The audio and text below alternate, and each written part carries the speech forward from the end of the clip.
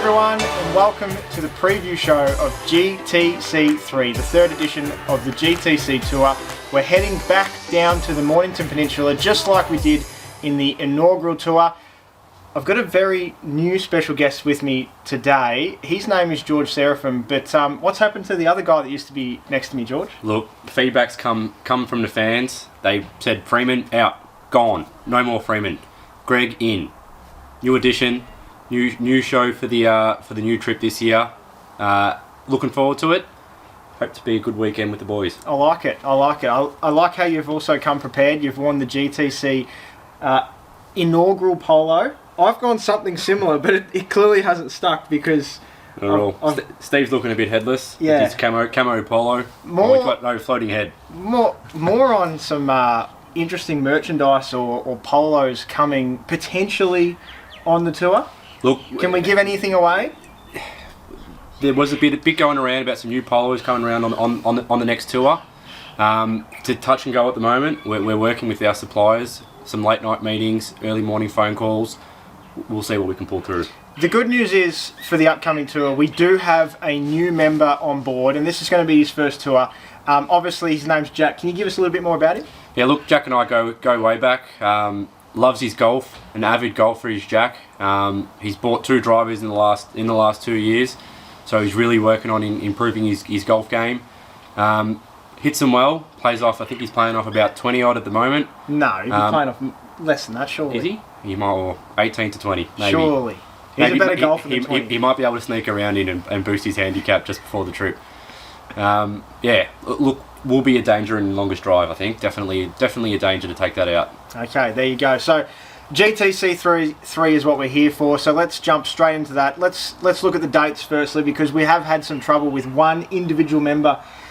You know, we've been planning this for 12 months, and we've told all 8 members, I don't know how many times, but there's still the question from one individual member. I'm not going to name names, but he'll probably still ask after this preview show, when are we actually playing? So when are we playing? Well, you'd think after 3 years of playing on the same weekend for 3 years in a row, you'd get it down pat. Hondo, 3rd to the 5th of February this year, again. But unfortunately, you're unable to attend on the 3rd, and will be joining us that night with Rongy. Wonderful. So Friday we're playing at St Andrews Beach, as you can see on screen now. We're teeing off at 11:15 in the morning. Saturday we head to Eagle Ridge for what's usually the prime time day, but we're changing up a little bit with different formats of how we're playing. 10:27 is when we're required on the first tee for then, and then Sunday we're at Portsea for arguably the big day of the tournament, and we're off early at 8:54, so we can all make it back to Melbourne for our requirements, I should say.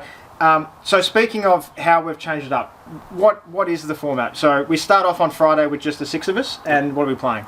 So Friday will be just normal stableford competition, and as has been tradition in Fridays past, you win a stableford, dinner on the house. So the boys pay for dinner if you win on the Friday. So all the best to the 6 boys teeing off on Friday. Like that, and then this is where we change it up. Saturday and Sunday is probably combined this time round, and it's all about match play. It is something different for the guys. We played a bit of this on our mid-season trip last year, where only the four of us went away. Was exciting. Went down to the last hole down in Yarrawonga. So hopefully we can bring that to the wider group. So on the Saturday, we're basically playing, obviously 8 of us. So we're playing quarterfinal, semi-final, and a final, and then obviously there'll be a consolation bracket. So you'll keep playing certain players. 9 holes. The front 9 on Saturday is your quarterfinal. Yep. The back 9 on the Saturday is your semi-final, and then the full 18 on Friday is your basically to Sunday. determine. The full 18 on Sunday is to determine basically where you finish. Correct. And then overall, obviously encapsulating all 3 days, we have the GTC Cup. Correct. Now, unfortunately, if he's read the rules, our reigning champion is ineligible this year. Couldn't get time off work to take the Friday off. So Hondo, unfortunately, no back-to-back this year. So rules for this one, as is outlined in your booklet, must attend all 3 days, normal stroke play off your handicap. Perfect. And obviously what we're all playing for is the engravement. Of course, absolutely. Which is going to be very exciting to sort of bring down for the first time this tournament. Let's look at some of the feature holes we'll play. We won't take you through all of the holes we'll play, but Friday at St Andrews Beach, we've already highlighted 4. Yep. So first one off the rank is the 4th. We've got danger right. There's a valley to hit over, so Dean, you're really going to need to whack this one. Not ideal for the shorter hitters. The 9th, just before we make the turn for probably some lunch for you, a nice sausage roll. I'd definitely be grabbing a sausage roll for myself and a bag of chips. 9th, we've got avoid the pop bunker. That will catch everything that rolls. You've got a great backstop at the back of the green, so if you manage to avoid the bunker, don't be afraid to go for it. So on the 12th, we've got danger long. Everything will roll left to right here. Take an extra club on the approach. You'll definitely need it. And the 13th, straight after that? We've got play it like a par 5. It's a long hole, hardest hole on the course. Hit your second shot just short of the green after you played a blind tee shot. So another one, hit it and hope you land on. Now I think there's only a couple that have played St Andrews Beach, but there are a lot more that have played Eagle Ridge in the past. So practice makes perfect. So there's a few individuals that have gone down there already. What are some of the feature holes at the Ridge? Yep, so I've been lucky enough. I've gone down around at Eagle Ridge 1.5 times before. I've played 9 and then I've played 18. I think Kyle's been around there a few times in the last week. Very sus, mind you. I think that plan to a T. So the first one we've got is the par 3-6. Now this is Eagle Ridge's signature hole. There is danger everywhere. You've got to hit past the bunkers. There's bunkers everywhere short of the green, and then you turn up to a tiered green. You need to land it on the tier where the pin is, otherwise you're in big trouble. Agreed. And then straight after that we find a bit of a tough par 5. Yeah, it's a narrow par 5. I think both times I've played there, my drive's gone left, and it's just narrow. So take your time. Don't overdo it. Don't try to be a hero. My nemesis at Eagle Ridge is the 16th, so I'm sure that's made a feature. It is. So aim right and let the fairway do the rest. Hit it out, fairway will bring it back, and don't overhit your second shot to the green because there's issues everywhere. And then finally, you think that you're going to get given an easy time to finish off right before you have a beer, but the 18th's not too easy at Eagle Ridge. No, it definitely isn't. Yeah, your biggest problem is going to be the array of bunkers just short of your approach shot to the green. So if you hit a bad drive, you've probably got to play it like a par 6, land short of the bunkers, hit it over. And then on Sunday, it's probably the biggest unknown for most GTC members. Portsy's probably too far away and probably a little bit too posh for most of us, so we haven't quite been there, but we've had a small look into it and we've found a couple of feature holes. Yep, so the 7th, it's a long par 3. If you're dialed in, if you play good golf all weekend, don't be afraid to have a crack, otherwise you may need to take it off a little bit. The 10th, just after you finished your snag roll? Yep, after the sausage roll you'll be very well nourished. Short par 4, but you can bite off a little bit more for the longer hitters here.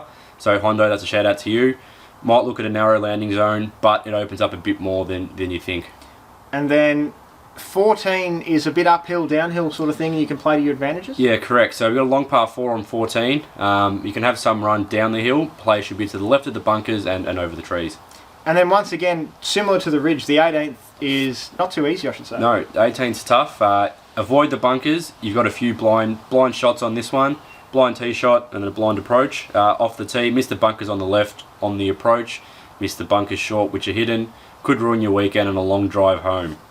Now I know that a lot of you watch this video for one specific reason. It's to make sure to see where you're placed in terms of how much of a chance you are to win the entire weekend, or how much of a chance you are to win closest to the pin or longest drive, or what's the go. So our good friends at CharmerBet have opened up the market for no one to bet on, and this is the GTC Cup odds, and I'm telling you, that's a familiar face at the top. I'd like to put out there, I had no involvement in these odds. I don't know how he comes to them. It should be known he had me at $81 one year in fantasy, and I took home the trophy, which I still haven't gotten. So yep, I'm the favourite somehow at $3.50. Then followed by our good friend Craig at $4.30. Steve shortly behind him at $4.60. Tied with Jack at $4.60, and then Kyle $5.50, Dean $14.50, and unfortunately, some ineligible. Yeah, I'm telling you what though, I think Kyle McMullen at $5.50 is way unders considering his handicap's +9. Correct. So there's something sus going on there. $5.50 might be actually $550, not $5.50. So I tell you what, Kyle, you're very lucky you've sort of sorted that out with Future Golf, because otherwise you were in a world of pain. Would have been a long weekend playing off +9. The match play competition odds, obviously this brings back Alex Hondo and Stephen Wright back into the proceedings, and it shot our inaugural winner straight back to the top. Yep, so Hondo is our raging favourite at $2.85. Snuck in a few lessons. I'm sure he's been down to the Peninsula a few times to get around in on these courses. Hasn't logged them on Golf Game Book. I think that's to keep everybody unaware of how well he's playing at the moment. Yourself $5, Craig $5, myself and Jack $6.70. It's pretty even in comparison to the GTC Cup odds. What's more important is the longest drive, and that brings the new face into proceedings. Yep. If you've got a spare $10, whack it on Jack. He'll take you home. It'll pay for your dinner on Sunday night, or Saturday night, or Friday night. There you go. He's our raging favourite. Jack Lands at $2.50. Steve Alex Chalmers Hondo at $51. $3.50. Well, I think Alex Hondo's had a little bit to do with the longest drive odds, because he's had a chat to the traders out at CharmerBet. He's got some concerns with the swing. Yeah, there's been a rumour flown around. Short backswing, short front swing, can't long drive. Yeah, so 50-1 might be bang on there. But finally, moving to the closest to pin odds for any day. This is going to be very tight, I feel, at the top. Yep, I think if you can get it within 5 metres of the pin, you'll probably win. And that's probably reflected in our odds. We've got, what do we got? 4 blokes beneath $5.60. So Kyle at 4 and Craig at 4 is our favourites. And appropriately, myself and Rongy at $11, and then nobody at 101. That's a good bet. I was going to say, nobody at 101 is probably worth a flyer, but I did see a specific shot around this week at Glen Waverley from yourself, G. Seraphim. So $11 might be worth, a couple of pennies, because it was nice, but it was probably rare. So maybe 11-1 is fair. We'll need a short par 3 for that. Yeah, well, there you go. Now, what you've all been waiting for, because we left this to last, it's basically who's going to be playing who. But first of all, we'll do the groups for the Friday. So St Andrews, we're going to be playing in 2 groups of 3. George has prepared something earlier. He's got the well and truly branded GTC bucket hat.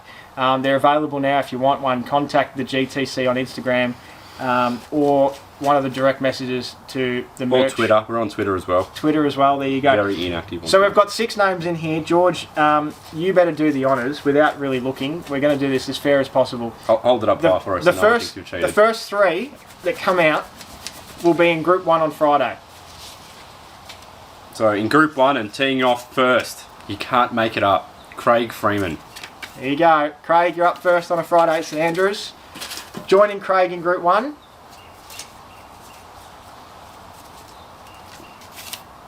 Greg. George, there you go. Second off. And joining the 2 lads that have just been mentioned in the first group. Kyle McMullen. Kyle. So that leaves 3 for our second group. Jeez, it could be a slow group in Group 2. That shouldn't be too bad. Here we go. So teeing off first in Group 2. Dizardo. Teeing off second in Group 2. S. Chalmers. There we go. And then finally, to round us all out. Nope. No, we've got one here. Jack Lanza. Oh, Jack. I tell you what, I said a slow group because I thought it was wrongy. I've already stuffed that up, so that's okay. I'll take that back. It won't be as slow as I thought. We'll be alright. Shout out to you, Wrongy, for being a slow golfer. Now, chuck them all back in. I'll remember them. They're on camera, so we can make a little graphic. Now we've put Alex and... Oh, God, no. He's just tossed on the side. 2 more names go in the hat. Yep. Wrongy's chucked in. Hondo's in. All right, here we go. Now this is the big one. This is match play. Match play. All right. The first 2 names are facing each other in Group 1, first off on Saturday. Now, who do you want to play on the Saturday? I've heard rumours. People want Chalmers. That's interesting because I don't blame them. With a terrible handicap of 12 or 13 or whatever I'm currently being given, I'm sure there'd be a few people who want me. I don't know who I'd want. I just take it. You're also sharing a cart with them. That's the other thing. So I'm sharing a cart with Craig. That's not good. Oh, Craig again. I've done it twice. Teeing off first on Saturday. First up, Craig. in his quarterfinal matchup. Playing against... Ooh. Gee, how have I done that? Jeez. George. Did we not shake these enough? People will think we've recorded it once. Alright. Good luck, Craig. Yeah, all the best to you lads. Right, matchup 2. That's right. Wrongy. Alright. Now to round out the first tee time, playing against Stephen Wright. Oh. Dean Zardo. Oh, that's a humdinger. That's an interesting matchup. Rightio. In Group 2, quarterfinal number 3. Alex Hondo. Oh, upside down. Taking on A Hondo.